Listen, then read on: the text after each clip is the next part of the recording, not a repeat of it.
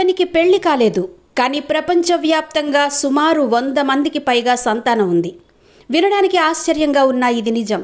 పెళ్లి కాకుండానే తాను 100 మందికి పైగా పిల్లలకు తండ్రినైనట్టు టెలిగ్రామ్ సీఈఓ పావెల్ దురోవ్ స్వయంగా వెల్లడించాడు.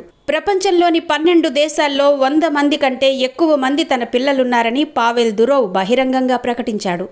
39 ఏళ్ల వయసున్న పావెల్ దురోవ్ ఇంకా పెళ్లి చేసుకోలేదు, కానీ తన వీర్యం ద్వారా ఇప్పటికే తండ్రయ్యారు. అయితే దీని వెనుక బలమైన కారణం ఉందని ఆయన వెల్లడించారు. 15 ఏళ్ల క్రితం తాను 24 ఏళ్ల వయసులో ఉన్నప్పుడు తన ఫ్రెండ్ చెప్పిన ఒక విషయంతో తాను ఈ వీర్యదానం చేయడం ప్రారంభించినట్టు పావెల్ దురోవ్ చెప్పారు.